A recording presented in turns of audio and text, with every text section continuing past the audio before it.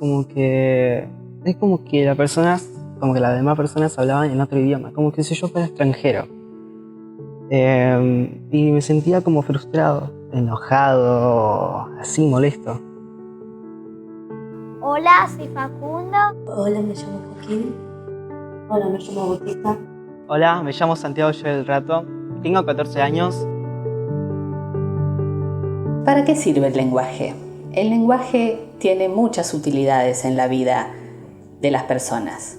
Una tiene que ver con la habilidad para vincularnos socialmente.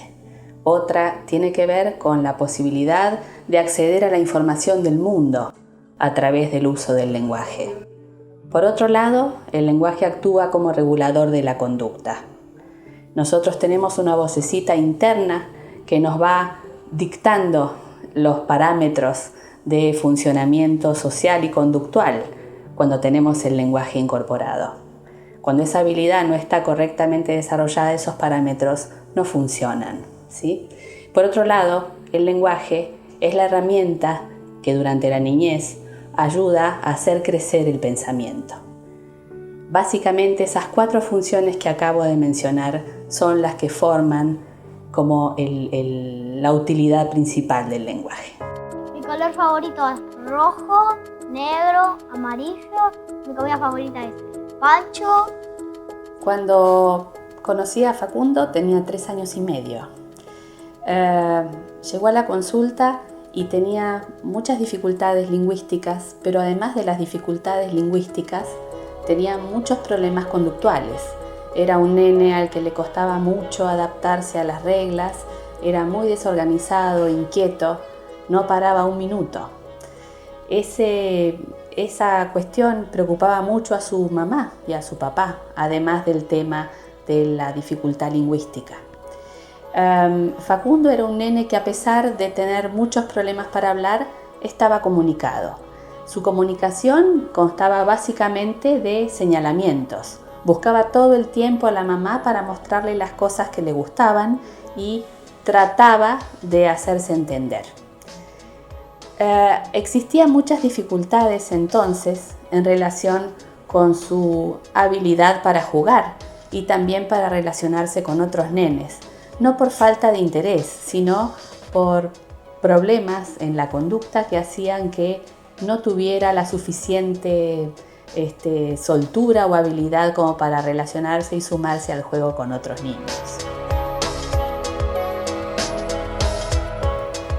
Por ejemplo, cuando vas a la casa de un chico o a un cumpleaños, ¿a qué te gusta jugar? ¿Qué cosas hacen? De hecho, un día me acuerdo que fui a la casa de Santino porque había como un campamento y nos quedamos a dormir y después después cuando estaba dormido en una carpa, después desperté y me asusté porque en vez de despertar la carpa, me desperté ahí en el quincho. Facu tenía problemas para comprender. ¿Cómo se manifestaban estos problemas? Estos problemas se manifestaban más o menos del siguiente modo. Según la mamá, Facu no podía seguir pequeñas órdenes. Le costaba mucho comprender comandos simples del tipo cerra la puerta, apaga la luz, tráeme tus zapatos, anda a buscar una cuchara, es decir, cosas que un niño de esa edad puede hacer perfectamente. Y además de eso, había una manifestación bastante típica de la incomprensión, que era la presencia de la ecolalia, es decir, el repetir continuamente las palabras que escuchaba desde su entorno sin poder comprenderlas debidamente. Entonces, se combinaban estos 2 factores. Por un lado, el hecho de no poder comprender comandos si no eran demasiado familiares, demasiado contextualizados, y la presencia de la ecolalia, que suele ser un síntoma que muestra la falta de comprensión del sujeto, ¿sí? La ecolalia en edades tempranas, por ejemplo a los 2 años, cuando un nene está empezando a hablar, es un síntoma normal, ¿sí? que tiene que durar un periodo cortito de tiempo. El repetir las palabras es algo normal en el desarrollo típico del lenguaje durante un tiempo breve, porque es la manera en la que el niño va incorporando la información. La mamá le dice, ¡ay, qué lindo el bebé! Y el chiquito dice, bebé.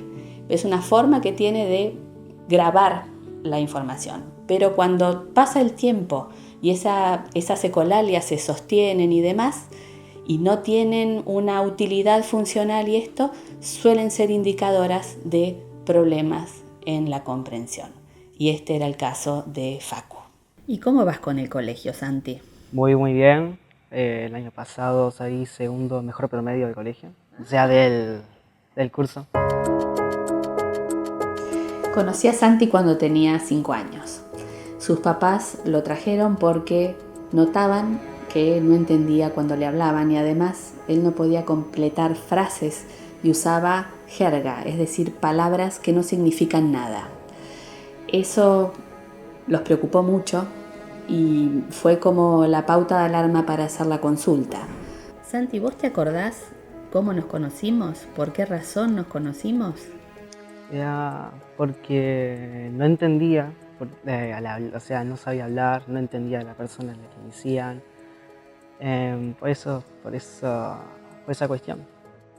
Santi no tenía otras características que alarmaran a sus papás. No tenía problemas de conducta, no tenía problemas de socialización y quizás fue eso lo que hizo que la consulta fuese ya con 5 años cumplidos, cosa más inusual dentro de los trastornos del lenguaje.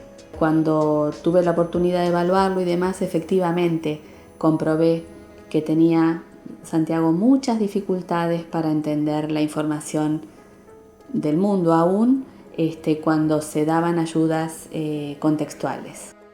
Y fueron ayuda de vos y mamá. Gracias a entender eso, también me dieron un montón de herramientas para entender lo que hablaban. Inició un tratamiento a los 5 años y medio aproximadamente y permaneció en él casi hasta los 11.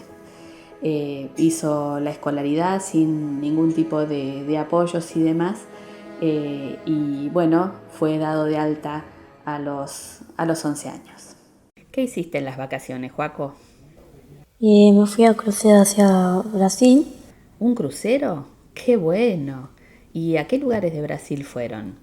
A Isla Grande, a Río de Janeiro, ¿Cómo es un crucero? por un barco grande, parece decir. Sabes que yo nunca estuve adentro de un crucero. Contame cómo es, así me lo puedo imaginar, Joaco. Por dentro es muy grande, puede variar, depende del barco que vaya. Cuando conocí a Joaquín y a Bauti, tenían 2 años y medio. La mamá los trajo a consulta por ausencia de lenguaje, porque no hablaban. En aquel momento no era la única dificultad. Los dos tenían muchas dificultades conductuales. Tenían una hiperquinesia muy marcada, no paraban de moverse todo el tiempo. No se ajustaban a las normas, eran bastante berrinchosos. Por cualquier cuestión hacían berrinches, se tiraban al suelo y demás. Los chicos tenían además dificultades de procesamiento sensorial. Les molestaban mucho los ruidos fuertes, tenían molestia táctil, les molestaba tocar, por ejemplo, masa, arena, tenían rechazo a determinados alimentos, es decir, tenían síntomas sobreagregados a la ausencia del lenguaje. Y bueno, con ellos hubo que hacer también un trabajo conjunto, es decir, no alcanzaba solamente con la terapia del lenguaje para solucionar los problemas. ¿Cómo eran ellos desde el punto de vista comunicativo? Eran nenes que raramente respondían al nombre, les costaba mucho comunicarse, prácticamente no usaban gestos, hubo que enseñárselos. Y bueno, tenían un patrón muy desorganizado del comportamiento. Y de las cosas que podés compartir con tu familia, ¿qué es lo que más te gusta? Y Por ejemplo, me gusta ir a ver a mi tío, pedirle si podemos ir a andar en bici a la calle, vamos, y a veces íbamos a donde estaban criando, había muchos caballos, me gustaba ir ahí. ¿Pudiste andar a caballo? No, pero nunca andé, Nunca anduviste. no. ¿Qué ayudas recibieron? En realidad, desde el primer tiempo, desde los 2 años y medio, recibieron terapias múltiples. Por un lado, terapia cognitivo-conductual que le hicieron desde aquel entonces, casi los 3 años, hasta los 7. Eso sirvió para ayudarlos a organizar su conducta, ¿sí? Paralelamente hicieron terapia del lenguaje y terapia ocupacional. Y a partir de los 7 años u 8 hicieron solo terapia del lenguaje. Durante un tiempo recibieron plan de integración escolar. ¿Qué es lo que más te cuesta en la escuela? Cuando dictan, tengo que escribir muy rápido y tengo que recordarlo antes que termine. Y es muy difícil acordarse todas las palabras que te dictan, ¿no? Mientras estás escribiendo. Ujú. Por ejemplo, cuando estoy escribiendo y cuando voy por la mitad y la maestra empieza a dictar, le digo que no, pero sigue. Esos planes de integración escolar terminaron aproximadamente en 4º grado, entre 4º y 5º grado, y ahora siguen solos. Ambos están comenzando ahora el colegio secundario. ¿Y alguna otra cosa que te resulte difícil? Hablar con mucha gente. ¿Cómo? Hablar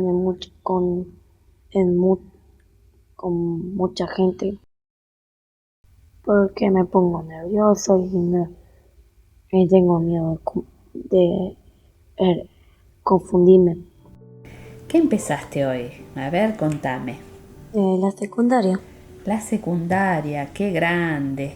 Mira, me acuerdo de vos cuando eras chiquitito, cuando te conocí tenías 2 años. La proyección a futuro es buena. En estos casos tenemos que tener en cuenta que hay que estar pendiente en el futuro de las exigencias que puedan ir aumentando a nivel escolar, como la multiplicidad de información que aparece en los textos y demás, que puede haber a veces complicarse, digamos, para un niño con un diagnóstico de TEL. Pero en principio las condiciones están dadas como para que puedan tener un buen progreso a nivel escolar. Santi, ¿qué mensaje te gustaría dejarle a otros chicos, más chicos, que a lo mejor están pasando en este momento por una situación parecida a la que pasaste vos? Que no se rindan, que siempre luchen a buscar esa salida. Que siempre hay una. Si luchan y se esfuerzan,